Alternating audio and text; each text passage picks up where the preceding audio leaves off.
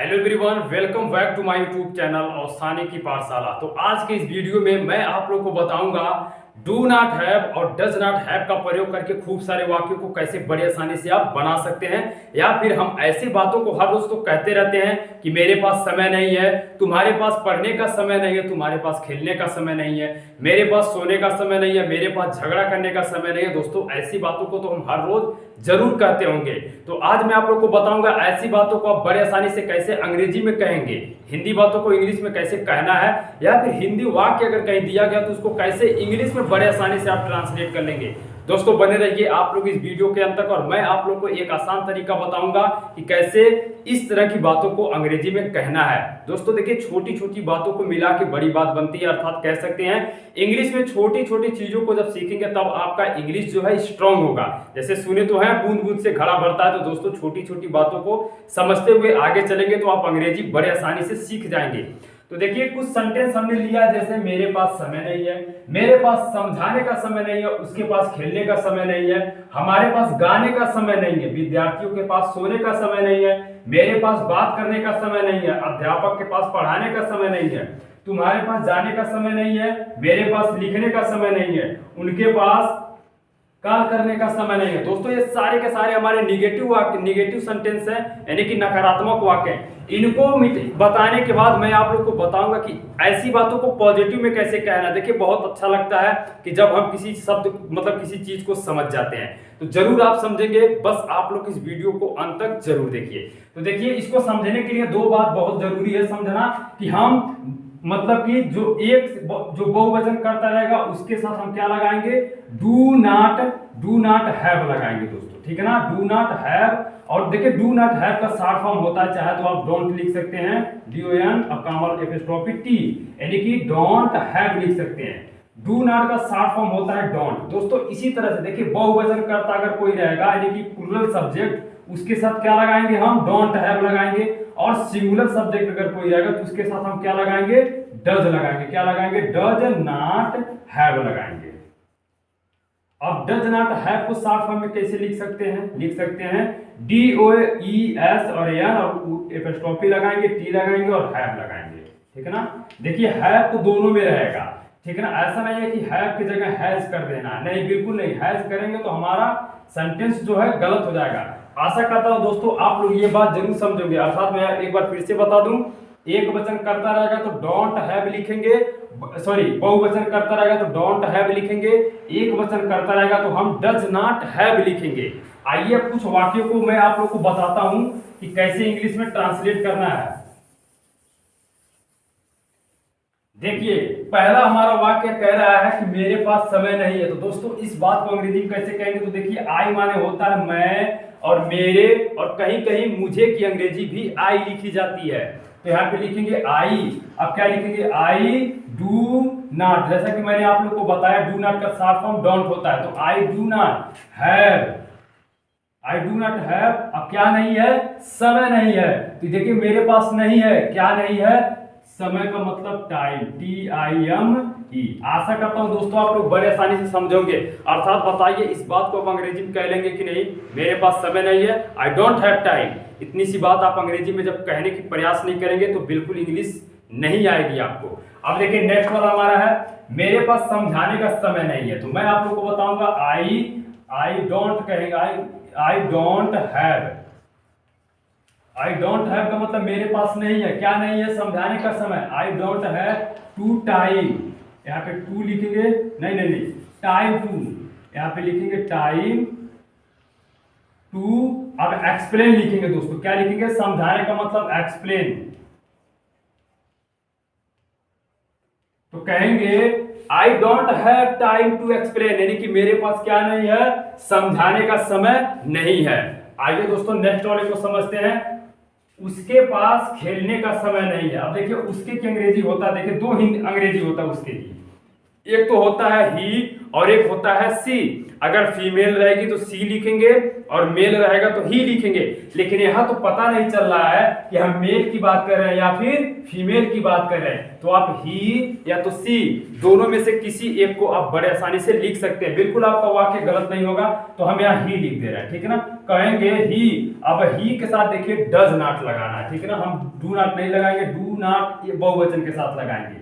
इसके साथ क्या लगाएंगे, डज नॉट लगाएंगे, डज नॉट हैव, ठीक है ना। कहेंगे ही डज नॉट हैव, क्या नहीं है उसके पास खेलने का समय, तो कहेंगे उसके time, does not have time to play, play मतलब खेलना, ठीक है ना।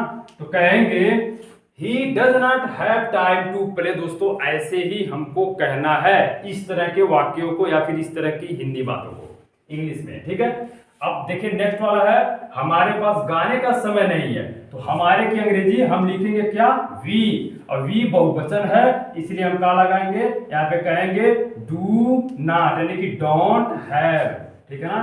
कहेंगे वी डू नॉट या डोंट हैव टाइम यानी कि मेरे पास समय नहीं है। अब की क्या करने का समय नहीं है, गाने का समय नहीं है।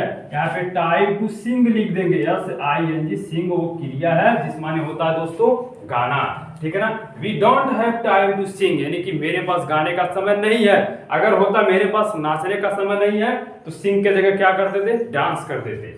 अब देखिए नेक्स्ट वाला हमारा है, विद्यार्थियों के पास सोने का समय नहीं है। तो विद्यार्थियों का अंग्रेजी लिखेंगे, कहेंगे द स्टूडेंट, द स्टूडेंट्स। अब बहुवचन है, देखिए बहुत सारे विद्यार्थी हैं तो हम क्या लगाएंगे, डोंट लगाएंगे, don't have, don't have time, TIME, time to क्या करने का, सोने का ना, टाइम टू स्लीप लिखेंगे, टाइम टू स्लीप। कहेंगे the students don't have time to sleep यानी कि विद्यार्थियों के पास क्या करने का समय नहीं है, सोने का समय नहीं है। आइए दोस्तों नेक्स्ट वाले को समझते हैं। आशा करता हूं कि आप लोगों को बहुत ही मजा आ रहा होगा, समझ में आ रहा होगा। मेरे पास बात करने का समय नहीं है तो हम कहेंगे आई के साथ भी क्या लगाएंगे, डू नॉट हैव लगाएंगे यानी कि डोंट। कहेंगे आई डोंट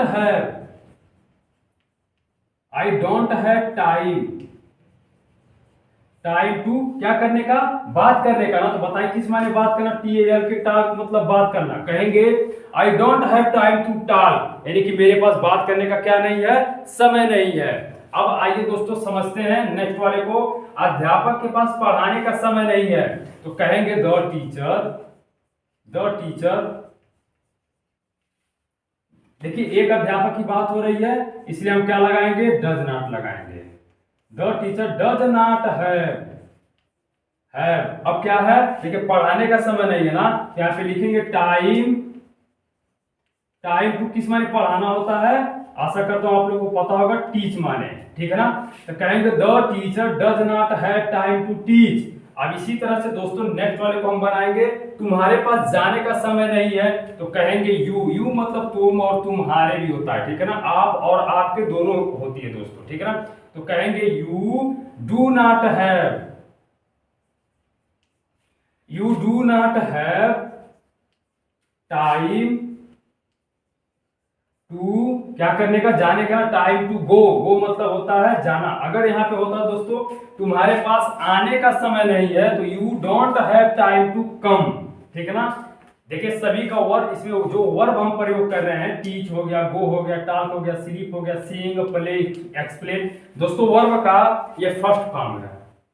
इसी प्रकार नेक्स्ट वाले को बनाएंगे, मेरे पास लिखने का समय नहीं है। तो कहेंगे आई, ठीक है ना, आई डू नॉट हैव या आई डोंट हैव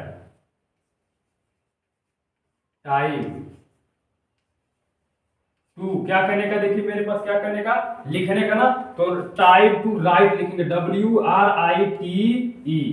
अब आइए दोस्तों अब नेगेटिव वाले लास्ट वाक्य को समझते हैं। उनके पास कॉल करने का समय नहीं है। कॉल करने का मतलब फोन करने का समय नहीं है। कैसे बनाएंगे इसको अंग्रेजी में, तो उनके की अंग्रेजी हम लिखेंगे दे, क्या लिखेंगे, they, THEY, they do not have, they do not have time to. अब दोस्तों किस माने कॉल करना, तो CAL, डबल एल लिखते, CALL कॉल, ठीक है ना। तो कहेंगे they do not have time to call. दोस्तों आशा करता हूं कि आप नेगेटिव जितने वाक्यों को मैंने बताया आप बड़े आसानी से समझोगे। आप सब्जेक्ट बदल के वर्ब बदल के बड़े आसानी से खूब सारे वाक्यों को बना सकते हैं, या फिर अपने मुंह से इसके जगह पे जो भी शब्द आप मतलब रखना चाहें रख के आप इंग्लिश में कह सकते हैं। आइए दोस्तों समझते हैं कुछ इंपॉर्टेंट वाक्यों को जो पॉजिटिव में है, तो कैसे हम उसको इंग्लिश में कहेंगे। तो आइए मैं आप लोग को बताता हूं कि पॉजिटिव वाले वाक्यों को कैसे आप बड़े आसानी से आप बना सकते हैं। तो देखिए हमारा 11 नंबर सेंटेंस है दोस्तों, बच्चों के पास खेलने का समय है। ठीक है ना। देखिए ऐसी भी बातों को हम कहते रहते हैं, जैसे अगर कोई पूछता है तुम्हारे पास टाइम है क्या, तो हम कहते हैं मेरे पास समय है। ठीक है। तो यहाँ पे मैंने कहा बच्चों के पास खेलने का समय है, तो सबसे पहले बच्चों की अंग्रेजी लिखेंगे द चिल्ड्रेन। ठीक है ना। इसको बनाएंगे। अब देखिए यहाँ तो do not have does not have तो प्रयोग करना नहीं है, क्योंकि ये निगेटिव है नहीं। द चिल्ड्रेन आप लिखेंगे हैव। ठीक है ना। द चिल्ड्रेन हैव क्या करने का समय, यानी कि बच्चों के पास है खेलने का समय, तो यहाँ पे लिखेंगे the children have time to play.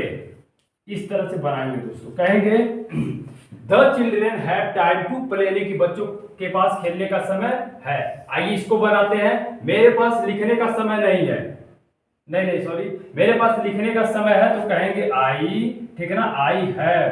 देखिए एक वचन के साथ हमको हैव लगाना है, और बहुवचन के साथ हमको क्या लगाना है, हैज लगाना है। ठीक है ना। इस बात को ध्यान में रखना होगा। I have. ठीक है ना। आई हैव टाइम टू क्या करने का, लिखने का ना, मेरे पास लिखने का समय है, तो कहेंगे I have time to write, मतलब लिखना WRITE। ठीक है ना। कहेंगे I have time to write. दोस्तों एक बात ध्यान में रखिए, एक वचन के साथ हम हैज का प्रयोग करेंगे और बहुवचन के साथ हम किसका प्रयोग करेंगे, हैव का प्रयोग करेंगे। ठीक है ना। अब देखिए जरा, हमारे पास मछली पकड़ने का समय है, तो ये बहुवचन है, तो कहेंगे हमारे की अंग्रेजी लिखेंगे वी हैव। क्या लिखेंगे, वी हैव टाइम, यानी कि मेरे पास समय है। We have time up to क्या करने का समय है मेरे पास, मछली पकड़ने का ना, तो कहेंगे we have time to catch. ठीक है ना। Catch the fish. Catch the fish. आशा करता हूं कि आप लोग बड़े आसानी से समझ रहे होंगे। आइए नेक्स्ट वाले को बनाते हैं दोस्तों। देखिए खिलाड़ियों के पास खेलने का समय है, तो सबसे पहले हम खिलाड़ियों की अंग्रेजी लिखेंगे प्लेयर्स।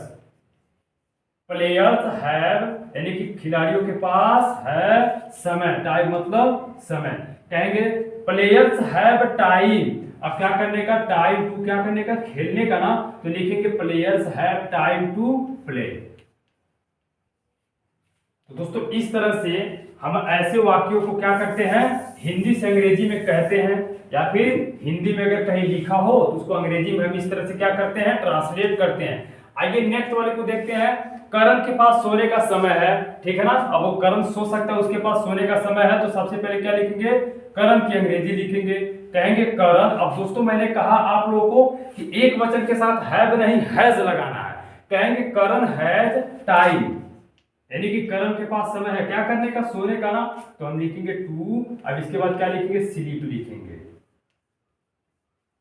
कहेंगे करण हैज टाइम टू स्लीप। दोस्तों करण के जगह अगर आप किसी और का नाम रखना चाहें तो बड़े आसानी से आप करण के जगह, जैसे मान लीजिए करण के जगह हम कर देते हैं हरि के पास सोने का समय है, या फिर मुकेश के पास, किसी भी व्यक्ति का नाम वहां पे आप रख के आप वाक्यों को बदल के कह सकते हैं या फिर लिख सकते हैं। मान लीजिए आपके दोस्त का कुछ और ही नाम है, तो यहाँ उसका नाम लिख के आप कह सकते हैं इस बात को। ठीक है ना। आइए नेक्स्ट वाले को देखते हैं। उसके पास नाचने का समय नहीं है, तो यहाँ पे उसके की अंग्रेजी हम सी लिख सकते हैं, ही भी लिख सकते हैं, क्योंकि यहाँ पे पता नहीं चल रहा है कि हम मेल की बात कर रहे हैं या फिर फीमेल की बात कर रहे हैं। तो ऐसे में आप सी या ही दोनों लिख सकते हैं। आप इसमें से जो मानना चाहे मान सकते हैं, चाहे सी मानिए चाहे ही मानिए, लेकिन आप लिखेंगे सिर्फ एक ही को। मैं आप लोगों को बताने के लिए दोनों लिख रहा हूँ दोस्तों। तो चलिए हम सी को मानते हैं और इसको इरेज कर देते हैं। ठीक है ना। ही को इरेज कर देते हैं, सी को हम केवल लिखते हैं। तो कहेंगे सी हैज, सी के साथ हमेशा हैज लगाएंगे क्योंकि एक वचन होता है सी, और ही भी एक वचन। सी हैज टाइम, यानी कि उसके पास समय है क्या करने का, नाचने का ना, तो सी हैज टाइम टू क्या, डांस मतलब होता है दोस्तों नाचना या नृत्य करना। डांस मतलब नृत्य करना या फिर नाचना, दोनों हिंदी होता है। अब आइए नेक्स्ट वाले को समझते हैं। शिकारियों के पास शिकार करने का समय है, यानी कि शिकारी क्या कर सकते हैं, शिकार कर सकते हैं। तो दोस्तों सबसे पहले हम लिखेंगे द हंटर, HUNTER, और लास्ट में यस क्यों लगाएंगे, क्योंकि शिकारियों की बात हो रही है, कई सारे शिकारी हैं, इसलिए हम हंटर्स लिखेंगे, यस लगाएंगे, बहुवचन बनाएंगे। तो द हंटर्स हैव, ठीक है ना, हैव, अब लिखेंगे क्या, टाइम, टाइम क्या करने का, अब यहाँ पे लिखेंगे टाइम टू। अब हंट, HUNT, दोस्तों हंट मतलब शिकार करना। कितने लोग डू लिखते हैं, डू द हंट नहीं होगा, हंट मतलब होता है शिकार करना, HUNT, हंट मतलब क्या होता है, शिकार करना। इस प्रकार कहेंगे the hunters have time to hunt. Next वाला है विद्यार्थियों के पास याद करने का समय है, यानी कि कुछ दिया गया याद करने के लिए, उनके पास समय है, याद कर सकते हैं विद्यार्थी, ठीक है ना। तो आइए समझते हैं। तो सबसे पहले विद्यार्थी की अंग्रेजी लिखेंगे, सबसे पहले क्या लिखेंगे, द स्टूडेंट। तो दोस्तों स्टूडेंट्स लगा देंगे क्योंकि कई सारे विद्यार्थियों की बात हो रही है। द स्टूडेंट्स, अब हैव लिखेंगे, the student have time, time to क्या करने का, देखिए याद करने का ना, टाइम टू दोस्तों लर्न मतलब होता है याद करना, LEARN। देखिए रिमेंबर, कितने लोग रिमेंबर मतलब याद रखना होता है, ठीक है ना। The students have time to learn, यानी कि याद करना, सीखना, लर्न मतलब होता है, ठीक है ना। लेकिन सिखाना टीच मतलब होता है। देखिए प्रधानमंत्री के पास भाषण देने का समय नहीं, समय है, प्रधानमंत्री के पास भाषण देने का समय है। आइए इस बात को इंग्लिश में बनाते हैं। तो सबसे पहले हम क्या लिखेंगे, प्राइम मिनिस्टर लिखेंगे, ठीक है ना, प्राइम मिनिस्टर। प्रधानमंत्री एक वचन है, इसलिए हम यहाँ पे क्या लगाएंगे, हैज लगाएंगे, कहेंगे तो कहेंगे prime minister has time to, time to क्या मतलब समय है उनके पास भाषण देना, तो स्पीच माने होता है। तो दोस्तों कहेंगे prime minister has time to speech, यानी कि प्रधानमंत्री के पास क्या है, भाषण देने का समय है। दोस्तों प्रधानमंत्री की जगह अगर आप मुख्यमंत्री करना चाहें तो यहाँ पे क्या लिखेंगे, मुख्यमंत्री की जगह क्या लिखेंगे, आपको तो पता चीफ मिनिस्टर लिखेंगे। अगर गृह मंत्री के पास भाषण देने का समय हो तो आप होम मिनिस्टर लिखेंगे। इस प्रकार आपको बस हिंदी का अंग्रेजी आना चाहिए, कि हमको कुछ मीनिंग याद होने चाहिए, तभी तो हम खूब सारे वाक्यों को बना पाएंगे। मीनिंग ही नहीं पता रहेगा तो हम कुछ कर ही नहीं पाएंगे, ठीक है ना। अब एक और सेंटेंस बचा है जो हम हर रोज जरूर कहते हैं, मेरे पास समय है, ठीक है ना। तो इसके लिए क्या करेंगे, आई हैव टाइम। दोस्तों ये मेन पॉइंट है, देखिए आई हैव टाइम,